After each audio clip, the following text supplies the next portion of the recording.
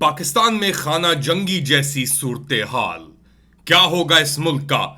Press conferences और core commander meetings के बाद एक और मुसीबत सामने नजर आ रही है। लेट अली शो यू के एक और एपिसोड में आप सबको खुशामदीद। Like, subscribe and share this content. बात शुरू करते हैं अख्तर मेंगल, जो बलूचिस्तान के चंद ही गिने चुने लीडर हैं। ये वो लीडर हैं जो नेशनलिस्ट लीडर समझे जाते हैं, जिन्होंने स्टेट या रियासत पाकिस्तान के साथ बड़ी खिदमात अंजाम दी हैं।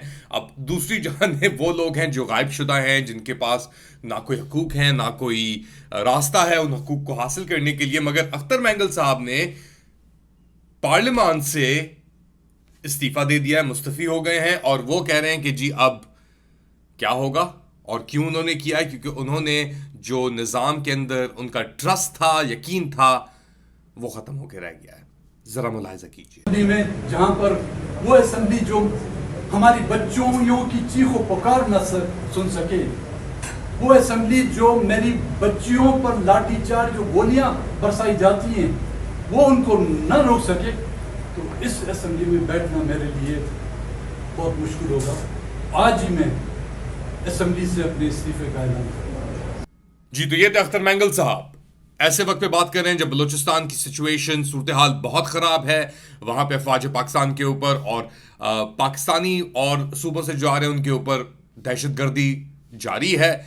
अफवाज पाकिस्तान की तरफ से बलूचिस्तान के ऊपर दहशतगर्दी तो बहुत दहाइयों से जारी है, लेकिन अब एक बार फिर एक ये मरहला शुरू हो चुका है कि एक सिवियर लेजिटिमेसी की क्राइसिस आ गई है पाकिस्तान के अंदर। क्योंकि इतना सिस्टम को जब्त कर दिया गया है, इतना कुचल दिया गया है सिस्टम को, कि कुछ और बचा नहीं है। और यही बात अब उमर अयूब खान साहब, जिनके दादा खुद ही एक अस्करी डिक्टेटर थे, अयूब खान साहब, अब वो पाकिस्तान तहरीक इंसाफ के सेक्रेटरी जनरल हैं।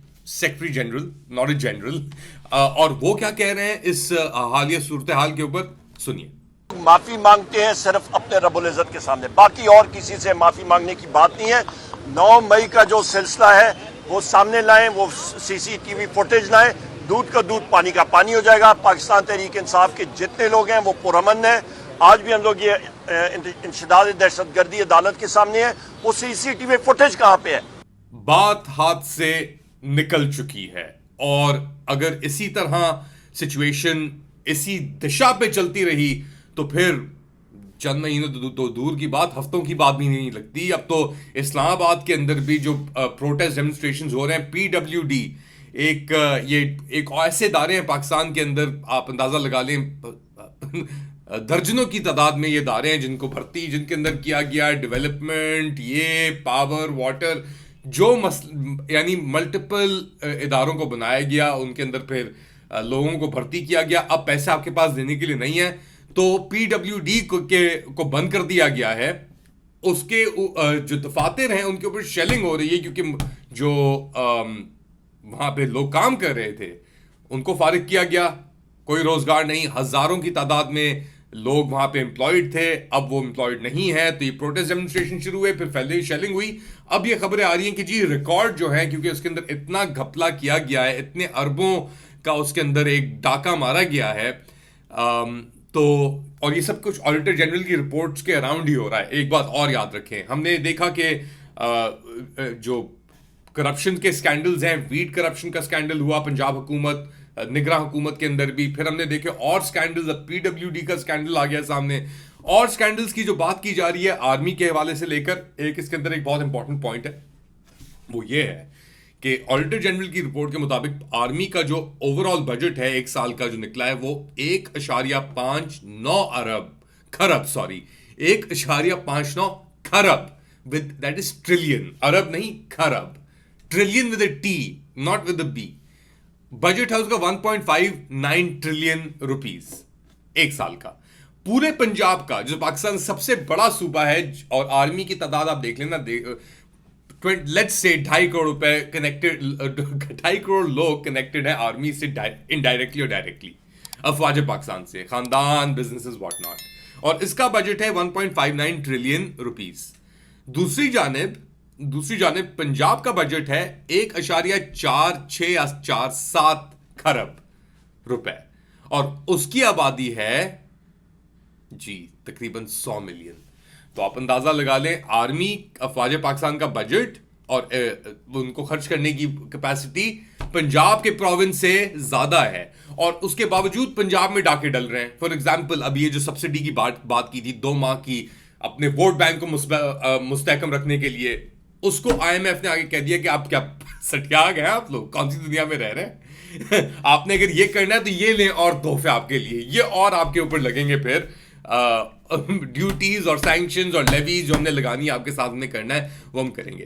तो जो उनका प्लान था नवाज शरीफ और उनकी बेटी का, मरियम नवाज शरीफ का, कि जी हम अपना वोट बैंक तो बचा लें, हुकूमत तो बढ़ चुकी है, सियासत भी, अब शहबाज शरीफ साहब ने भी आके कहा कि जी हमने अपनी सियासत को कुर्बान कर दी पाकिस्तान को की मईशत को बचाने के लिए तो बस अल्लाह बचा हमें, यानी जो अजाब हम पे तूने डाले हुए हैं, ये ऐसे अजाब, इनसे हमें बचा ले या खुदा, और हमें हिम्मत दे ऐसे अजाब और ऐसे मुनाफिकों से बचने की, क्योंकि कुछ नहीं बच रहा इस वक्त पाकिस्तान के अंदर। जो हालात चल रहे हैं आपके, बहुत टेरिबल सिचुएशन हो गई है, और हर लेवल के ऊपर। क्योंकि जब आप किसी चीज़ को मुसल्लत कर दिया जाता है ना, और आपकी कोई बुनियाद नहीं होती उस जगह पे होने की, या वहाँ पे रहने की, या ठहरने की, या तो फिर आप तशद्दुद करते हैं, और जब आप तशद्दुद करते हैं तो पूरा निज़ाम फिर तितर बितर हो जाता है। For example, case in point, Pakistan cricket. जी, मुबारक हो पहले तो बांग्लादेश को, क्लीन स्वीप पाकिस्तान के अंदर आके, और वो भी रावलपिंडी के अंदर, एक डेफिनेटली एक बहुत बड़ी अचीवमेंट बांग्लादेश के लिए। बांग्लादेश के अंदर एक सियासी एक मरहला भी गुजरा है, शेख हसीना को भगाया गया है, ये डिक्टेटरशिप उनकी एक तरीके से सिविलियन डिक्टेटरशिप को ख़त्म किया गया, और अब बांग्लादेश ने आके पाकिस्तान क्रिकेट की, और पाकिस्तान क्रिकेट एडमिनिस्ट्रेटर्स की, जो अफवाज पाकिस्तान है, याद रखें आसिम मुनीर साहब ने पर्सनली ये क्रिकेट टीम को अडॉप्ट कर लिया था, और अपना बेस्ट मैन जो था उनका मोहसिन नकवी उसको लगाया था कि यार तुम चलाओगे इसे। फिर ट्रेनिंग्स भी हुई थी पाकिस्तान क्रिकेट प्लेयर्स की, ऐसे ऐसे मुश्किल मरहलात में वो पत्थर लेके भाग रहे थे, जलांगे मार रहे थे, समरसॉल्ट्स कर रहे थे, यानी आर्मी ट्रेनिंग उन्हें दी गई। और उसके बाद क्या हुआ, अमेरिका से हारे T20 वर्ल्ड कप के अंदर, US अंडर रेटेड यानी 0 रेटेड टीम, और अब आके पिंडी के अंदर एक बार फिर 1971 की यादें ताज़ा कर दी हैं, दोबाला कर दी हैं इन्होंने, और अब ये आके हारे हैं बांग्लादेश से। Thank you Mohsin Naqvi, thank you general Asim Munir, thank you so much for your vision. और मोहसिन नकवी ने तो ये भी कहा कि जब तक मैं चीजें सीधी नहीं करूंगा ऐसे, मैं छोड़ के नहीं जाऊंगा, मैं कहीं नहीं जा रहा। तो मुबारक तुम्हें खुशी का ये समा, मुबारक मुबारक मुबारक तुम्हें। और पाकिस्तानियों, अभी भी नहीं जागे अगर, अभी भी स्टूडेंट्स नहीं उठे अगर, तो फिर होने दो जो हो रहा है। बलोचिस्तान के तो आपको सामने नजर आ रहा है वाज़े क्या सिचुएशन है, अख्तर मैंगल के साथ लेकर। वो तो एक मोहरा है ना अख्तर मैंगल भी। कराची आओ देखना अगर अख्तर मैंगल के जलवे तुम लोगों ने। मगर अब there are no holy cows left, यहां पे हर गाय कुर्बान होने को जा रही है, और इसीलिए एक उम्मीद की किरण है, मगर उस उम्मीद के साथ साथ बहुत ही बड़ा एक इंतकाम पीछे मंडरा रहा है। और ये इंतकाम है पाकिस्तानी अवाम का जो आने वाला है।